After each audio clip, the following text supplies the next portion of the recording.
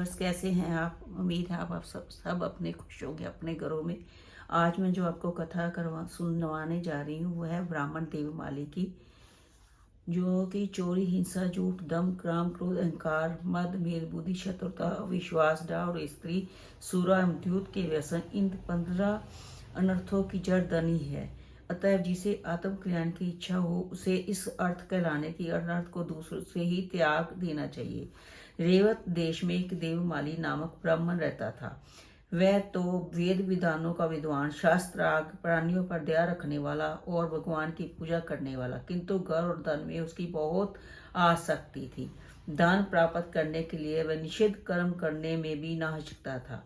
वह रसादी का विक्रय करता और चंडाल भी दान ले लेता। अपने व्रत, तप, पाठ आदि को भी दक्षिणा लेकर दूसरों के लिए संकल्प कर देता। उसके 2 पुत्र हुए, यज्ञमाली और सोमाली। बड़े होने पर पुत्रों को भी लोभी ब्राह्मण ने धन कमाने के लिए अनेक उपाय सिखलाने प्रारंभ किए। इसी प्रकार जीवन बताते हुए वृद्ध हो गया। एक दिन मैं अपने धन को गिनने बैठा। करोड़ों सोने की मुहरे गिनते गिनते वह पहले तो बड़ा प्रसन्न हुआ। फिर उस धन राशि को देखकर भगवान की कृपा से उसके चित्त में विचार का उदय हुआ। वह सोचने लगा, ओहो, अच्छे बुरे नाना उपाय से मैंने इतना धन इकट्ठा किया। ये धन करते करते मैं बुरा हो गया हूँ, फिर भी अभी मेरा मन लोभ नहीं हुआ। अब भी मैं अपने घर में सोने का पर्वत देखने में तृष्णा से रात दिन जल रहा हूँ। लोग कहते हैं कि धन सुख होता है, किंतु इस धन से मुझे क्या सुख मिला। बाहर से ही मैं भले सुखी दिखता हूँ, पर मेरे हृदय में तो तनिक भी चैन नहीं। मैं तो दिन रात तृष्णा और चिंता की आग से जला करता हूँ। ये धन की तृष्णा ही मेरे क्लेशों का कारण है। जिसको तृष्णा है कुछ भी पा जाए तो उसको तृष्णा और बढ़ती ही है। बुढ़ापे में नेत्र, कान, हाथ, पैर आदि सब इंद्रियां, शरीर तो दुर्बल हो जाता है, किंतु तृष्णा तो और भी बलवान होती जाती है। जिसको धन की तृष्णा है वह विद्वान होने पर भी मूढ़, शांत होने पर भी क्रोधी और बुद्धिमान होने पर भी मूर्ख है। धन के लिए मनुष्य बंधु बांधवों से शत्रुता करता है, अनेक प्रकार से पाप करता है। बल, तेज, यश, विद्या, शूरता और क्लीनता, मान सभी को धन की तृष्णा नष्ट कर देती है।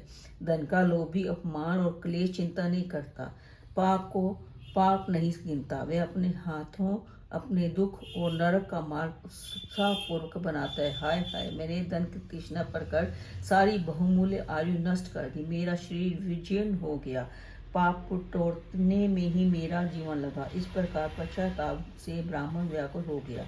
वह भगवान से अपने उद्धार के लिए प्रार्थना करने लगा। पश्चाताप एवं भगवान की प्रार्थना से हृदय में बल आया। ब्राह्मण ने शेष जीवन भजन में लगाने का निश्चय किया। अपने सवे धन कमाया था आधा धन अपने पास रखकर शेष आधे में से दोनों पुत्रों को बराबर बराबर दे दिया। अपने बाग को, धन को उसने मंदिर, सरोवर, कुएं, धर्मशाला बनवाने, वृक्ष लगवाने, अन्न दान करने में व्यय कर दिया। कहते हैं ना, जितना आप दान करते हो उतना ही आपका पुण्य बढ़ता जाएगा। इस प्रकार अपने अपार धन को सतर्क में लगाकर वह तपस्या करने बद्रिकाश्रम को चला गया। बद्रिकाश्रम देवमाली में पुष्प फूलों से सुशोभित सुंदर वृक्षों वाला एक आश्रम देखा। वहां शास्त्र चिंतन में लगे भगवत सेवा परायण एक बुद्धि मुनिगण निवास करते थे।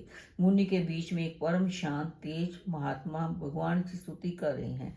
देवमाली उनके चरणों में मस्तक रखकर प्रणाम किया। वे केवल सूखे पत्ते खाकर रहने वाले परम तपस्वी महात्मा जानित ब्राह्मण ने अपना सारा इतिहास सुनाकर नम्रता पूर्वक मुनि से अपने उद्धार का कारण पूछा। महात्मा जानती ने कृपा करके ब्राह्मण से कहा, तुम नित्य निरंतर भगवान विष्णु का ही स्मरण और भजन करो। किसी के दोष मत देखो, किसी को चुगली मत करो, सदा परोपकार में लगे रहो। मूर्खों का साथ छोड़कर श्री हरि की पूजा में लगे रहो। काम, क्रोध, लोभ, मोह, मद, मत्सर को त्याग कर सभी प्राणियों को स्वतः अपने समान समझो। ना तो कभी किसी से कोई कठोर वचन कहो और ना कोई निर्दयता का व्यवहार करो। डाह, प्रंधा, नभ और अहंकार को सावधानी पूर्वक छोड़ दो। सभी प्राणियों पर दया करो। सत्पुरुषों की सेवा करो। जो पापी है उन्हें पाप से छुड़ाने का प्रयत्न करो। उन्हें धर्म का सच्चा मार्ग बताओ। प्रतिदिन आदर पूर्वक अतिथियों की सेवा करो। पत्र, पुष्प, माला, फल, तुलसी आदि से प्रतिदिन नियम पूर्वक भगवान नारायण की पूजा करो। देवता ऋषि पितृगणों के लिए यथा समय विधि पूर्ण हवन तर्पण और श्राद्ध करो। एकाग्रचित्त भगवान से मंदिर को स्वच्छ करना, लीपना, पुराने मंदिर का जीर्णोद्धार करना, मंदिर में दीपक जलाना आदि तुम्हारे सस्त पापों को दूर कर देंगे। व्यूअर्स, हमें भी ये जरूर करना चाहिए। जितना हम किसी का अच्छा करेंगे उतना हमारे साथ भी अच्छा होगा। भगवान की पूजा, भगवान की स्तुति, पुराण श्रवण, पुराण पाठ और शास्त्रों का वेदांत का प्रतिदिन अध्ययन करना चाहिए। इन उपायों से शीघ्र ही तुम्हारा चित्त निर्मल हो जाएगा। निर्मल चित्त होने पर उसमें सभी ज्ञान का उदय होगा और तब तुम्हारे सभी दुख दूर हो जाएंगे, तुम्हें परम शांति प्राप्त होगी। मुनि जानती आज्ञा मानकर देवमाली साधन में लग गया तो उसको धीरे धीरे कभी कोई शंका होने पर उस गुरु जी से पूछ कर संदेह दूर कर लेता है। इसीलिए तो कहते हैं गुरु जी जरूर धारण करना चाहिए, ताकि वो अपनी शंका को, आपकी शंका को दूर कर सके और आपको सही मार्ग पर चला सके।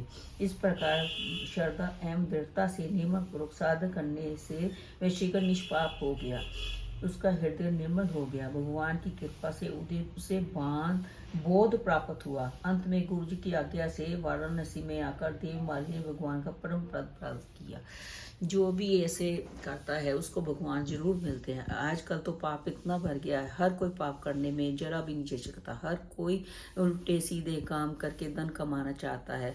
जब अंत आता है तब वो भगवान को याद करता है, तब क्या करेंगे, तब भी उसको भगवान सामने नहीं आते, क्योंकि उसके पाप ही उसके सामने आते हैं। फिर उसको याद कर करके वह बहुत ही पछताता है कि मैंने सारे जीवन में किया क्या है।